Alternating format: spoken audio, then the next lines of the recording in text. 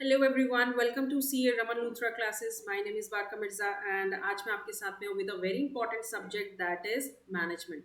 And management का जो portion है वो मैं आप लोगों के लिए कवर करने वाली हूँ regarding the different examinations, whether we are talking about SEBI और पीएफआरडीए। ठीक है। तो जब हम मैनेजमेंट की बात करते हैं गाइस, तो बहुत सारे डिफरेंट एग्जामिनेशन में it plays a very important role. And basically when we say IBPS जितनी भी सारी एग्जामिनेशन कंडक्ट करवाती हैं, वेदर वी से सेबी और पीएफआरडीए और आरबीआई और वी कैन से ईएसआईसी, तो मैनेजमेंट का पोर्शन हमें वहां देखने को मिलता है।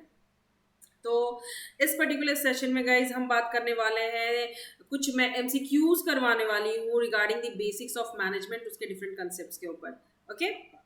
एंड ये जो क्लास है बहुत ही इंपॉर्टेंट होने वाला है, बहुत ही बेनिफिशियल होने वाला है अगर आप सेबी एंड पीएफआरडीए के लिए प्रिपेयर कर रहे हो, most importantly.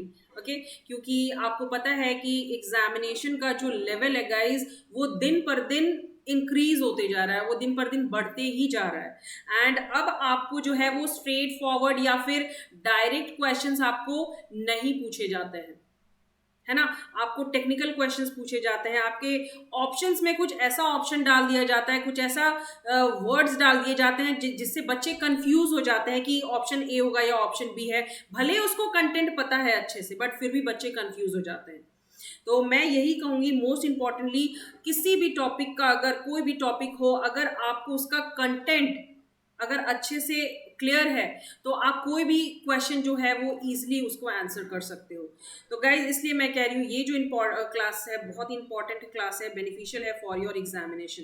And today is the first MCQ sessions of management, so do cooperate with me. And चलिए स्टार्ट करते हैं हमारा topic, that is basics of management. Okay.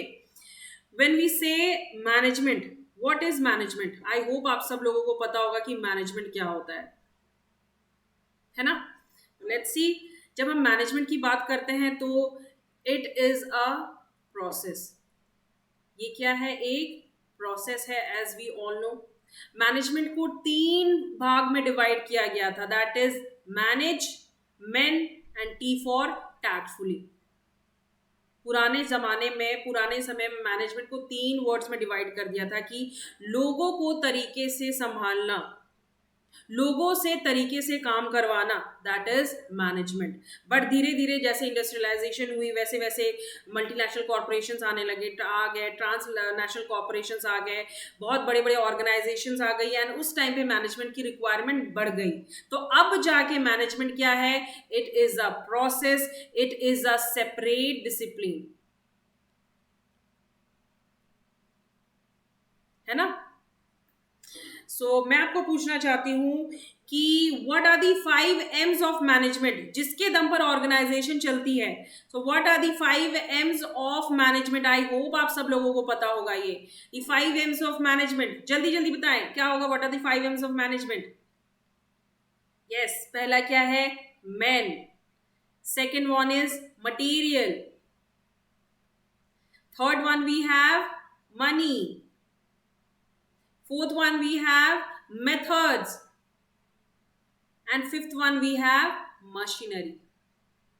So these are the 5 M's of management जिसके दम पर organisation चलती है। अगर ऑर्गेनाइजेशन में ये चीजें नहीं है तो ऑर्गेनाइजेशन कभी नहीं सरवाइव कर सकती, या कभी प्रॉफिटेबल नहीं होगी, या कभी ग्रो नहीं करेगी।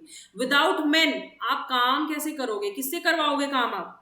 एम्प्लॉयज या लेबरर्स या वर्कर्स तो आपको जरूरत है ही at the time of production, तो मैन की जरूरत है ऑर्गेनाइजेशन में। मटेरियल, मटेरियल आपके पास अवेलेबल है बेसिकली किस लिए? प्रोडक्शन के लिए, है ना। प्रोडक्शन आप कैसे करोगे अगर आपके पास मटेरियल ही नहीं है to convert the raw material into finish product, है ना। देन थर्ड इंपॉर्टेंट चीज money. Money is an essential, is an important part of our life. Without money nothing is there. हमारी जो नीड्स हैं, बेसिक नीड्स हैं, हमारी humanities है, वो कैसे फुलफिल होगी? एंड ऑर्गेनाइजेशन में money plays a very important role. Investment करना है, इम्प्लॉयज लाने हैं, इम्प्लॉयज रखने हैं, उसको सैलरी देना है, तो हर एक चीज इंपॉर्टेंट है यहाँ पे। and money plays a very important role. Then fourth one we have methods. आपको ऑर्गेनाइजेशन चलाने के लिए हमेशा चेंजेस लाने की जरूरत है. चेंजेस इन द सेंस आपको टेक्निक्स के ऊपर आपको चेंजेस लाने हैं. सेम टेक्निक्स हमेशा आपको नहीं फॉलो करना है. अगर आपकी ऑर्गेनाइजेशन लॉस मेक में जा रही है तो आपको पता करना है कि हमें कौन सा मेथड अपनाना है. ये मेथड हमने अपनाया था तो नहीं, हम लॉस मेक में जा रहे हैं. फिर आपको दूसरे मेथड को अपनाना होगा, दूसरे टेक्निक को अपनानी होगी to for the growth of the organisation, to make your organisation profitable. तो changes according to environment, according to people बहुत ही जरूरी चीज है ना. And last one we have machinery. अगर मशीन ही नहीं है आपके पास तो आप प्रोडक्ट कैसे बनाओगे. मान लो रॉ मटेरियल मेरे पास है, कपड़ा तो मुझे मिल गया है, बट मैं इस कपड़े को जीन्स या टी शर्ट में कैसे कन्वर्ट करूंगी, है ना. उसके लिए मुझे मशीन्स की जरूरत पड़ेगी. So these are the 5 M's of management जिसके दम पर ऑर्गेनाइजेशन चलती है ना. This is management. And when we say management is a process, तो मैनेजमेंट इज अ प्रोसेस हम कैसे कहते हैं, दैट इज प्लानिंग. कोई भी चीज करने से पहले हम प्लान करते हैं, है ना. कोई भी चीज करने से पहले हम प्लान करते हैं, देन उस चीज को ऑर्गेनाइज करते हैं कि हाँ हमने प्लानिंग करनी, हमें ये बिजनेस स्टार्ट करना है. अब उस बिजनेस को स्टार्ट करने के लिए हमें रिसोर्सेज की जरूरत पड़ेगी, हमें एम्प्लॉयज की जरूरत पड़ेगी, हमें डिफरेंट डिफरेंट चीजों की जरूरत पड़ेगी, तो वो चीज ऑर्गेनाइज करना है. Then third one we have directing, staffing. Staffing, हमें एम्प्लॉयज की जरूरत है, हमें लेबर्स की जरूरत है, हमें वर्कर्स की जरूरत है to run the organisation. Employees काम करेंगे तो ही हमारा ऑर्गेनाइजेशन आगे बढ़ेगा. Then fourth one we have directing. Employees को अगर कोई चीज नहीं समझ में आ रहा है या फिर उसे पता नहीं कि इस काम को कैसे करना चाहिए, तो हमें उसे डायरेक्शन देना है to run the organisation. And fifth one we have controlling. जो काम कर रहे हैं एम्प्लॉयज या वर्कर्स उसके ऊपर आपको नजर रखना है. So these are the process of management. इसके दम पर ही ऑर्गेनाइजेशन चलती है. तो चलिए हम स्टार्ट करते हैं हमारा एमसीक्यूज. आज के कुछ बेसिक एमसीक्यूज हैं. आई होप आप जितने भी सारे बच्चे प्रेजेंट वो देख रहे हैं तो आप इस एमसीक्यूज को सॉल्व करेंगे. ओके चलिए. Okay, most important thing before we start, अगर आप हमारे कोर्सेज को रिव्यू करना चाहते हो, बेसिकली फॉर अगर आप प्रिपेयर कर रहे हो सेबी ग्रेड ए के लिए या फिर पीएफआरडीए के लिए जो कि एग्जामिनेशन बहुत जल्द होने वाली है, तो आप हमारे कोर्सेज को रिव्यू कर सकते हो guys. Link is given in the description box. वहाँ पे आपको सारी इन्फॉर्मेशन अवेलेबल मिल जाएंगी when we talk about PFRDA और सेबी. तो अगर आप मैनेजमेंट के लेक्चर्स देखना चाहते हो या फिर कॉमर्स एंड अकाउंटेंसी की लेक्चर्स देखना चाहते हो या फिर फाइनेंस की लेक्चर्स देखना चाहते हो, तो हर एक चीज अवेलेबल है. लिंक दिया हुआ है डिस्क्रिप्शन बॉक्स पे. ओके हमारा वहाँ पे थियोरी के लेक्चर्स भी प्रेजेंट है, न्यूमेरिकल लेक्चर्स भी प्रेजेंट है, कंसेप्चुअल लेक्चर्स भी प्रेजेंट है. हर एक चीज अवेलेबल है. When you will visit our description box, वहाँ पे आपको सारी इन्फॉर्मेशन अवेलेबल मिल जाएंगी guys. Okay and most importantly मैं आपको कह दूं कि सेबी एंड पीएफआरडी का, सेबी एंड पीएफआरडीए का हमारा कॉम्बो कोर्स चल रहा है जहाँ पे आपको 10% का डिस्काउंट मिल जाएगा. So go and check it out. ठीक है, लेट्स गेट स्टार्टेड. पहला क्वेश्चन, आपको क्वेश्चन अच्छे से पढ़ना है, उसके बाद try to solve it out. ठीक है, ऑप्शंस दिए हुए हैं, क्वेश्चन को अच्छे से पढ़िए, ऑप्शंस को अच्छे से पढ़िए, उसके बाद गो अहेड. चलिए, management of people includes dash. Options are A planning organising controlling, B production sales purchase, C staffing directing, D planning staffing directing controlling, या फिर E all of the above. ध्यान रखना है बच्चे, यहाँ बस पीपल की बात हो रही है, यहाँ बस लोगों की बात हो रही है, हमें किसी और चीजों में ध्यान नहीं देना है. बस यहाँ पे management of people, management of employees workers की बात हो रही है. तो management of people includes what? Yes, it includes C staffing and directing. यहाँ पे बस पब्लिक की, पीपल जो वर्क करते हैं ऑर्गेनाइजेशन में, बस उसकी बात हो रही है ना. उनकी ट्रेनिंग की बात हो रही है, उनकी डेवलपमेंट की बात हो रही है. मान लो अगर एक ऑर्गेनाइजेशन है जो पिछड़ा ही है, मतलब पहले का ही जो आइडियाज हैं वो ही ले रहे हैं, जो एम्प्लॉयज उसमें वर्क कर रहे हैं, जो एजेड एम्प्लॉयज है बस वही वर्क कर रहे हैं. कोई न्यू आइडियाज, कोई न्यू जनरेशन, कोई न्यू चीज, क्रिएटिव चीज हमें देखने को नहीं मिल रहा है. तो उस चीज के लिए हमें एम्प्लॉयज के लिए सोचना है, उन्हें ट्रेनिंग देनी है. For the growth of the organisation, ताकि हमारा एम्प्लॉयज जो है वो फुल स्किल्ड हो, नॉलेजेबल हो, एक्सपीरियंस्ड हो, कि कोई भी प्रॉब्लमेटिक सिचुएशन को वो हैंडल कर सके एंड हमारे ऑर्गेनाइजेशन को वो आगे बढ़ा सके। सो इसका करेक्ट ऑप्शन क्या है? Staffing and directing. यहाँ पे आपको तीन चीजें याद होगी, अगर आपने मेरी क्लासेस को रिव्यू किया होगा। यहाँ पे तीन चीजों की बात की थी मैंने। एलिमेंट्स ऑफ मैनेजमेंट कौन कौन सी थी? पहली, management of work. Second important चीज, management of people. And third important चीज, मैनेजमेंट ऑफ ऑपरेशन। तो यहां पे आप मुझे बताइए कौन सा होगा किसका? अगर हम मैनेजमेंट ऑफ वर्क की बात करते हैं तो it directly relates to planning, organising, controlling. कोई भी प्रोजेक्ट या वर्क स्टार्ट करने से पहले हमें उसकी प्लानिंग करनी होती है, फिर उस चीज को ऑर्गेनाइज करना पड़ता है, उसके बाद स्टाफिंग, डायरेक्टिंग, कंट्रोलिंग करनी पड़ती है ना। जब हम मैनेजमेंट ऑफ पीपल की बात करते हैं तो it directly relates to staffing and directing, है ना। एंड जब हम मैनेजमेंट ऑफ ऑपरेशन की बात करते हैं तो operation it directly relates to production, sales and purchase. Operation मतलब मान लो प्लानिंग कर लिया, अब उसका एग्जीक्यूशन तो हमें करना है, प्रोडक्शन वर्क स्टार्ट करना है। देन अगर हमारा मटेरियल बन के तैयार हो गया है, उसे डिस्ट्रीब्यूट करना है मार्केट एरिया में एंड पहुंचाना है टू दी फाइनल कंज्यूमर्स। तो ऑपरेशन यहाँ पे क्या हो गया? It directly relates to production, sales and purchase. तो when we talk about management of people, it includes staffing and directing. So C is the correct option. Okay. People management refers to the practice of recruiting, training, engaging and retaining employees to optimize their talent and maximize their productivity. जितना हो सके ज्यादा से ज्यादा productivity जो है हमें बढ़ाना है हमारे organisation for the survival, for the growth and हमारा बिजनेस जो है वो प्रॉफिटेबल हो, मैक्सिमाइज प्रॉफिट करे। So these are the basic most important जो चीज़ें हैं जो ऑर्गेनाइजेशन एक चाहती है कि मेरा ऑर्गेनाइजेशन इसी तरह से बढ़े। To how will we increase our productivity? So इसका करेक्ट ऑप्शन है क्या है? सी। ठीक है, चलिए next. Dash is known as the father of scientific management. तो फादर ऑफ साइंटिफिक मैनेजमेंट कौन है? A, Frederick W Taylor, that is F.W. Taylor. B, we have Henry Fayol. C, we have Robert Owen. D, we have George R. Terry. And E, we have Max Weber. I hope father of scientific management आप लोगों को पता है। बहुत सारे ऐसे बच्चे हैं जो कंफ्यूज हो जाते हैं between the authors. But who is the father of scientific management? Scientific management basically जिन्होंने बताया कि मैनेजमेंट एक तरीके से होना चाहिए, है ना, एक प्रॉपर मेथड, एक प्रॉपर टेक्निक होनी चाहिए to manage things, that is scientific management. So who is the known as the father of scientific management? Yes, that is F.W. Taylor.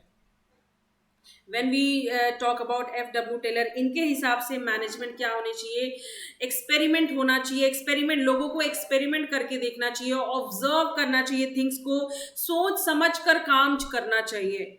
जिंदगी में कोई भी काम अगर करो तो सोच समझ कर करो। अगर एक मेथड काम नहीं कर रहा है तो हमें एक्सपेरिमेंट करना चाहिए, ऑब्जर्वेशन करनी चाहिए। So F.W. Taylor is the father of scientific management. When we talk about Henri Fayol, जिन्होंने मैनेजमेंट प्रोसेस कहा था, that is planning, organising, staffing, directing and controlling. So he is the father of general management, है ना। Then Robert Owen, who is Robert Owen? जब हम Robert Owen की बात करते हैं तो he is a textile manager. Basically वो क्या है, हम कह सकते हैं एक सोशल रिफॉर्मर भी है, सोशल रिफॉर्मर, है ना। And he is the founder of utopian social cooperative movement, utopian cooperative movement के फॉर्मर भी थे। ठीक है। And last one we have Max Weber. Max Weber कौन थे? जिन्होंने थियरी ऑफ ब्यूरोक्रेसी दिया,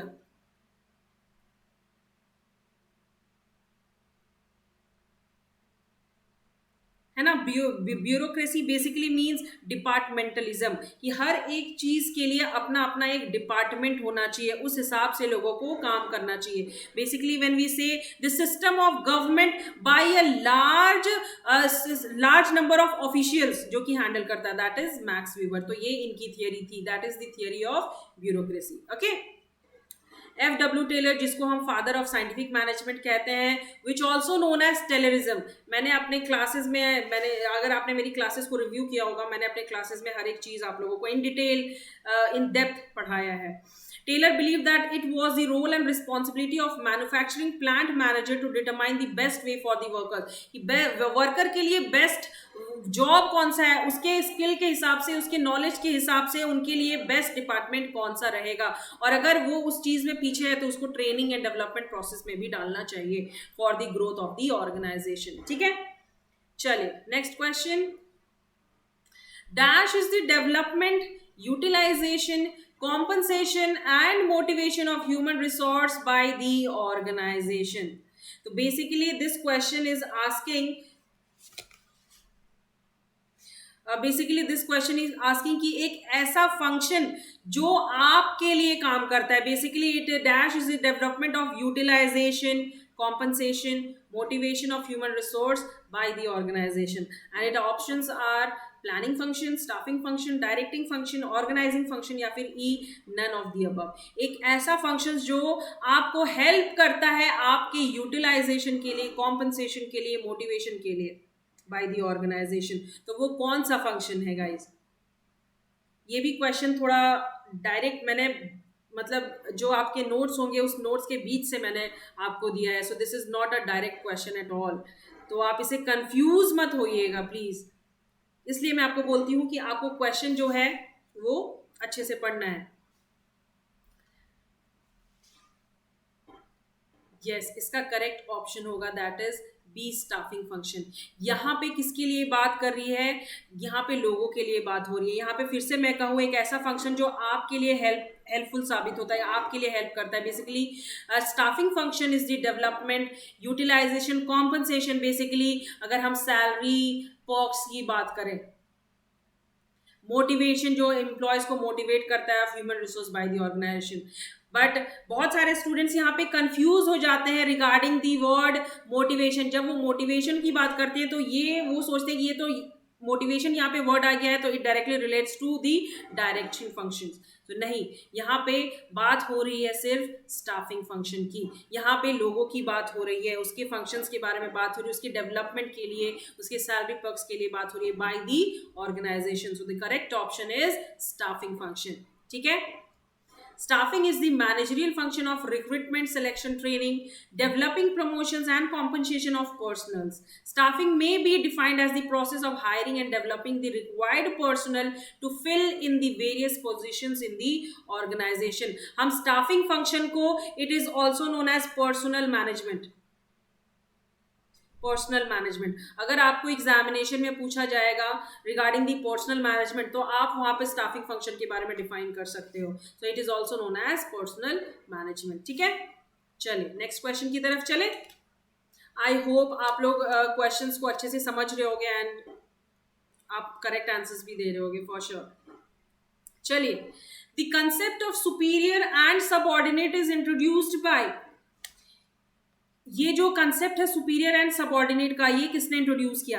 Hicks, F.W. Taylor, Henri Fayol, Max Weber या फिर Robert Owen? The concept of superior and subordinate. When we talk about the superior and subordinate, यहाँ पे बात हो रही है the levels of management, यहाँ पे बात हो रही है levels of management की and उसकी hierarchy के बारे में। तो आई होप आप लोगों को याद आ गया होगा, मैंने आप लोगों को कराया है that is top, middle and lower level. तो ये जो कंसेप्ट है सुपीरियर एंड सबऑर्डिनेट का, ये किसने दिया है?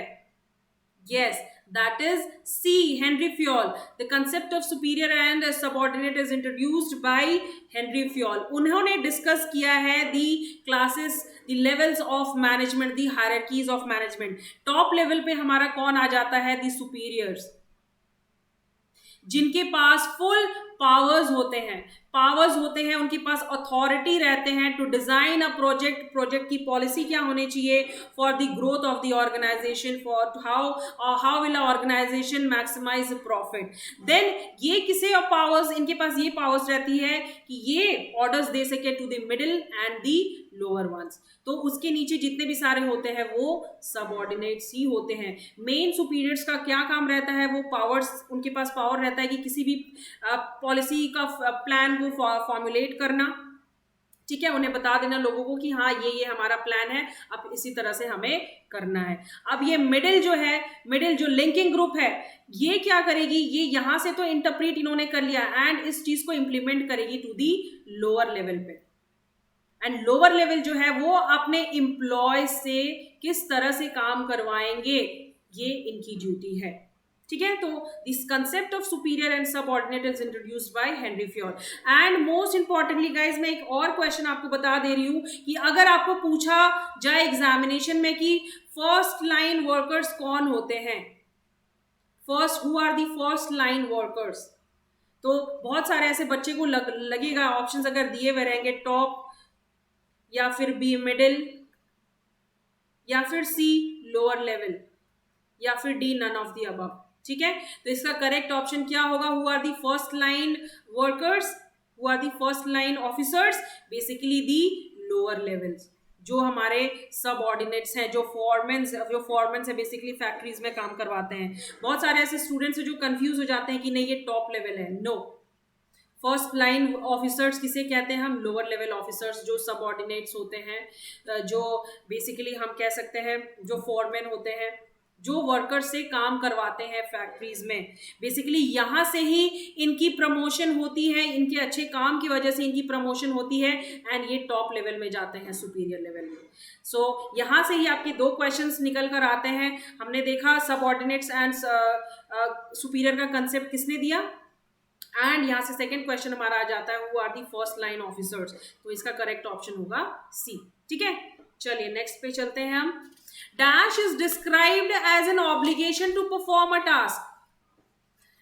Options are authority, responsibility, accountability या फिर नन ऑफ द अबव। कि यहां पर बोला गया है obligation means you are suppose to perform a task, मतलब आपको जो टास्क किया गया है आपको वो टास्क करना है। तो व्हाट इज दैट, अथॉरिटी है या रिस्पॉन्सिबिलिटी है या अकाउंटेबिलिटी है या फिर नन ऑफ द अबव। चलो, when we talk about authority, authority basically relates to powers, आपके पास पावर है वो चीज करवाने की, ठीक है। अकाउंटेबिलिटी क्या होगा, क्या हो गया, basically it's relates to answerability, कि मान लो आपको कोई काम दिया गया, आपको कोई क्वेश्चन सॉल्व करने के लिए दिया गया, आपको ही सिर्फ एक पर्टिकुलर स्टूडेंट आप हो पूरे क्लास में एंड आपसे मैंने पूछा कि आपको इस पर्टिकुलर क्वेश्चन का जवाब देना है, तो आपको ही सिर्फ वो पर्टिकुलर क्वेश्चन का जवाब देना है, दैट इज आंसरेबिलिटी।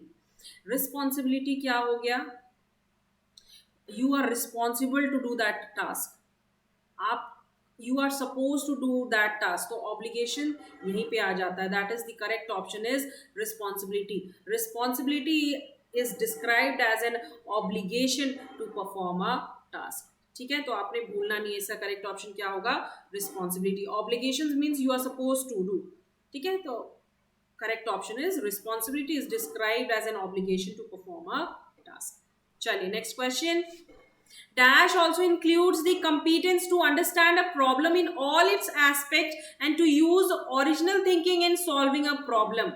कोई पर्टिकुलर प्रॉब्लम दे दिया गया है एंड आप उस प्रॉब्लम का सॉल्यूशन ढूंढने की कोशिश कर रहे हो, बहुत ज्यादा मेहनत कर रहे हो एंड फाइनली आपको उस प्रॉब्लम का सॉल्यूशन मिल जाता है, तो उस चीज को हम क्या कहेंगे, human skills, technical skills, conceptual skills, corporate skills या फिर none of the above. This is also an important question, basically students confuse हो जाते हैं। चलिए, जब हम ह्यूमन स्किल्स की बात करते हैं ना गाइस, तो ह्यूमन स्किल्स बेसिकली क्या है, it relates to inter relation between people. वो क्या करते हैं, इंटर रिलेट करते हैं बिटवीन डिफरेंट पीपल, है ना। तो यहां पर हम इंटर रिलेशन लिख देते हैं, ये हमारा ह्यूमन स्किल हो गया। When we talk about technical skill, technical skill basically क्या हो जाता है, मान लो मैं किसी सब्जेक्ट की एक्सपर्ट हूँ, मान लो मैं मैनेजमेंट की एक्सपर्ट हूँ, मेरा जो फोटे है वो मैनेजमेंट है एंड अकाउंटेंसी है। ओके, अब मुझे आप मैनेजमेंट में कहीं से भी कुछ भी पूछो, कोई भी क्वेश्चन पूछो, मुझे आता है, मैं श्योर हूं कि हाँ मैं आपको उसका आंसर दे दूंगी। तो ये क्या हो गया मेरा टेक्निकल स्किल। मैं मैनेजमेंट में या अकाउंटेंसी में एक्सपर्टीज हूँ, मुझे क्वेश्चन का जवाब कहीं से भी आप पूछोगे तो वो मुझे आता है, ये टेक्निकल स्किल हो गया। वहीं फिर किसी प्रॉब्लम को समझकर उसका सॉल्यूशन निकालना, ये क्या हो गया हमारा conceptual skills. That is, the correct option is C. Conceptual skills also include the competence to understand a problem. कोई भी प्रॉब्लम हो पहले हमें उसे समझने की जरूरत है, उसके बाद तरीके से सोचना है, उसके बाद सोचकर उस प्रॉब्लम का सॉल्यूशन निकालना है। That is conceptual skills. And when we talk about corporate skill basically क्या होता है, it is basically relates to business, मतलब हर एक चीज, everything about business, the taking care of the business and getting the output, मतलब कैसे profitable होना है, कैसे हमारी बिजनेस सर्वाइव करेगी या ग्रो करेगी, तो that comes under corporate skills. ठीक है, तो conceptual skills includes to understand a problems in all its aspects and use original thinking in solving a problem. तो सी इसका जो है वो करेक्ट ऑप्शन है गाइस। ओके, थिंकिंग स्किल्स है which let you grasp complex ideas and come up with answers for difficult problems. Okay, चलिए next question. Management is an organ, organs can be described and defined only through their functions. So this definition was given by, management को क्या कहा गया है, एक organ कहा गया। Organ basically हम पार्ट्स कह सकते हैं या फिर कंपोनेंट कह सकते हैं। ठीक है, organs can be described and defined only through their functions. तो ये अपने पार्ट्स की वजह से, कंपोनेंट्स की वजह से ही उसके फंक्शंस डिफाइन किए जाते हैं। तो ये जो कंसेप्ट है, ये जो डेफिनेशन है, ये किसने दिया है? पीटर एफ ड्रूकर, टेरी लुइस एलन, हेनरी फ्योल या फिर एफ डब्ल्यू टेलर। हमने हेनरी फ्योल की डेफिनेशन देखी, हमने एफ डब्ल्यू टेलर की डेफिनेशन देखी, हमने टेरी की भी डेफिनेशन देख ली, एंड आई होप आप सब लोगों को समझ में आ गया होगा। So this is Henry Fayol तो नहीं है, एफ डब्ल्यू टेलर भी नहीं है, टेरी भी नहीं है। सो आप कंफ्यूज हो गए between Peter F Drucker and Louis Allen. इसका करेक्ट ऑप्शन है A, that is Peter F Drucker. Peter F. Drucker says that it is a multi-purpose organ that manages business. ये तीन चीजें करती है, that manages business, second manages managers, and third one is manager, worker and work. Manager, workers and work, ये तीनों चीजें करती हैं, इसलिए इसे कहा गया है management is an organ. Organs can be described and defined only through their functions. ठीक है, Peter F Drucker defines management is an organ can be defined and only through their functions. So guys, आज का जो हमारा जो ये particular session था वो यहीं पे ओवर होता है। आई होप आप लोगों को ये जो सेशन है वो बहुत ही अच्छा लगा होगा, एंड फॉर श्योर अच्छा लगा होगा एंड समझ में भी आया होगा। ठीक है, कोई भी क्वेरी हो regarding the classes, do let me know in the comment section. आप कमेंट करके पूछिए, मैं आपको आंसर दूंगी, कोई भी क्वेरी हो। एंड मोस्ट इंपॉर्टेंटली मैं फिर से आपको कह रही हूँ कि अगर आप सेबी के लिए प्रिपेयर कर रहे हो या फिर PFRDA के लिए, क्योंकि दोनों के जो सिलेबस हैं वो सेम है गाइज। अगर आप सेबी के लिए प्रिपेयर कर रहे थे तो आप PFRD के लिए भी प्रिपेयर कर सकते हो, नो डाउट। आपका प्रिपरेशन ऑलरेडी हो चुका है, बस आपको रिवीजन करना है, प्रैक्टिस करना है, नथिंग एल्स, है ना। तो हमारे यहाँ हमारे कोर्सेज को आप रिव्यू कर सकते हो, एंड आपको सेबी एंड PFRDA के लिए कंबाइन कोर्स मिल जाएगा जहाँ पे 10% का डिस्काउंट चल रहा है। So go and check it out, link is given in the description box. हम मिलते हैं अपने नेक्स्ट सेशन में, तब तक के लिए thank you everyone and best of luck for your examination guys.